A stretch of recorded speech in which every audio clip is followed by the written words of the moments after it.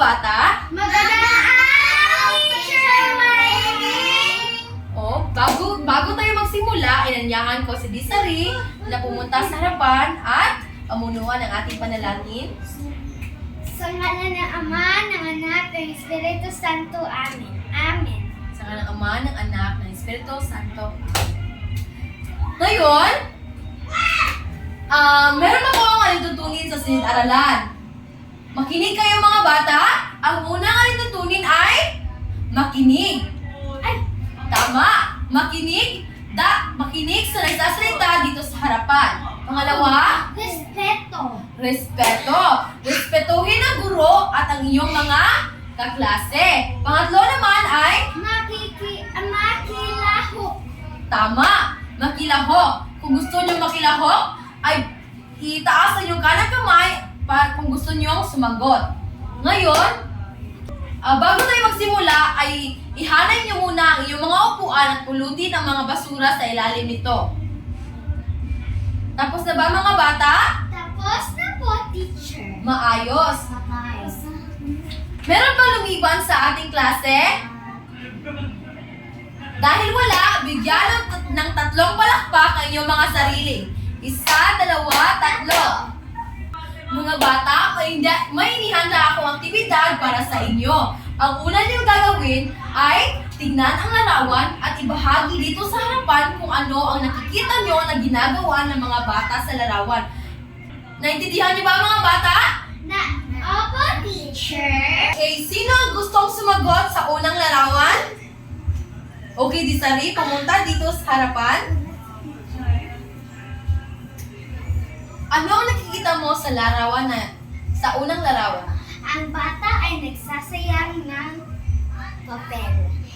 Maayos, bigyan ng tatlong palakpak si Desiree. 1, 2, 3. Ngayon naman, sa pangalawang larawan, sino ang gustong sumagot? Okay, Nika, pumunta ka dito sa harapan, bahagi ang... mga bata nagsasayang tubig. Maayos! Bigyan ng tatlong palakpak si Nika. 1, 2, 3. Ang pangatlong larawan naman, sino ang gustong sumagot? Pia, pumunta ka dito sa harapan. Ang batang nagsasayang kuryente. Maayos! Bigyan ng tatlong bagsak si Pia. 1, 2, 3. Sa pang-apat naman, Desiree, pumunta ka dito sa harapan. Ang bata ay nagsasayang ng pagkain. Maayos! Mga bata, bigyan ng tatlong palakpak si Desiree. 1, 2, 3. Ngayon ay magsisimula tayo sa ating diskusyon. So,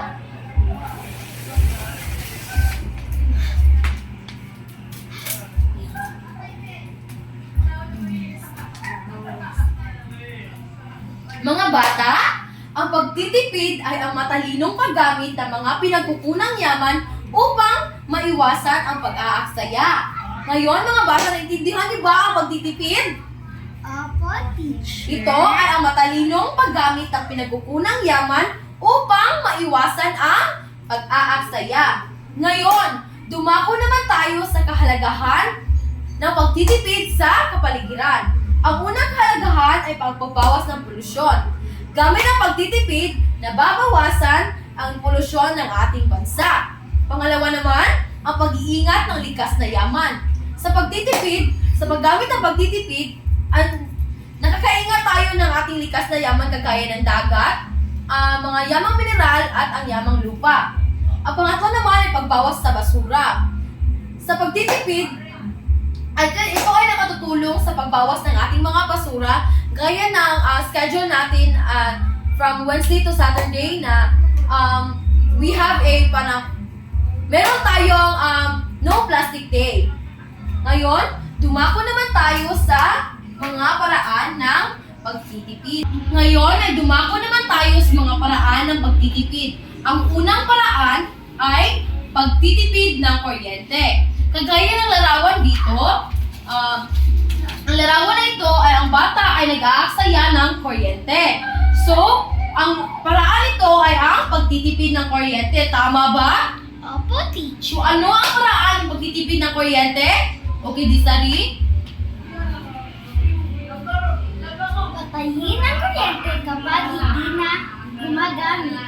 Maayos, mahusay, bigyan ng 3 bagsak si Desiree.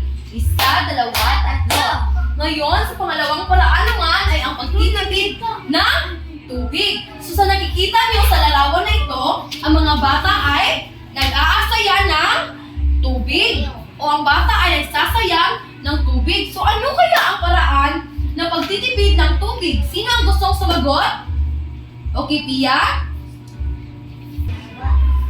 Mag-imbak nga tubig kapag ulanan. Maayos, mahusay. Ang paraan ng pagsasaya ng tubig, ang maayos na paraan ng pagsasaya ng tubig ay ang pag-imbak ng tubig kapag umuulan. Sa pangatlong paraan naman ay ang pag-recycle at pag-reuse ng mga materyales kagaya ng mga newspaper, mga plastic bottles na ginagawa nating bagong gamit. Ngayon, sa pang-apat naman ay ang pagtatanim ng mga puno. Ito, ang paraan ng pagtatanim ng puno ay nakakatulong na maiwasan ang pagbaha o pag-landslide sa ating mga kabundukan. Ang panglima naman ay ang bilhin ang mga kailangan at huwag pasobrahan. Ngayon, ano ang 5 paraan ng pagtitipid mga bata? Pakibasa. Pagtipid ng kuryente. Pagtipid ng tubig. Pag-recycle at pag-reuse ng material. Pagtatanim ng mga Puno. bilhin ang mga kailangan at huwag pasobrahan. Ngayon, upang masukat natin ang inyong mga natutunan sa ating aralin, ay meron ako ditong pagsusulit at kailangan nyo itong sagutan sa loob ng 10 minuto. Mga bata, bigyan ko kayo ng 10 minuto para masagutan ang iyong pagsusulit. Tapos na ba kayo mga bata? Tapos na po ako, teacher. Maayos! Ipasa nyo sa akin ang iyong mga nasagotang papel. Salamat! Ngayon ay may ipapagawa akong proyekto sa inyo. At kailangan nyo itong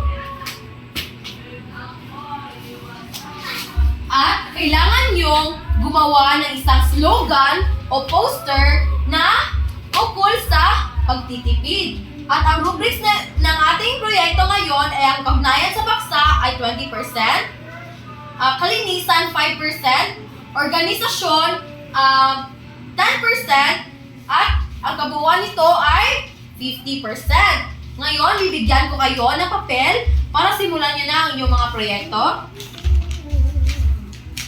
Bibigyan ko kayo ng 15 minuto para matapos sa iyong mga proyekto. Tapos na ba kayo mga bata? Tapos na po kami, teacher. Ngayon man, ipasa nyo na ang inyong proyekto sa harapan. Salamat mga bata. Ngayon, bago matapos ang ating aralin ngayon, ay may dagdag aralin akong na gustong ipagawa ko sa bahay ninyo. Dahil tapos na ang ating aralin, Desiree, pamunuan ng panalangin. Sa ngalan ng Amahan, Ng Anak, ng Espiritu Santo. Amen. Amen. Sa ngalan ng Ama, ng Anak, ng Espiritu Santo. Amen. Paalam at maraming salamat mga bata. Maraming salamat, Teacher Wenny. Okay, paalam na.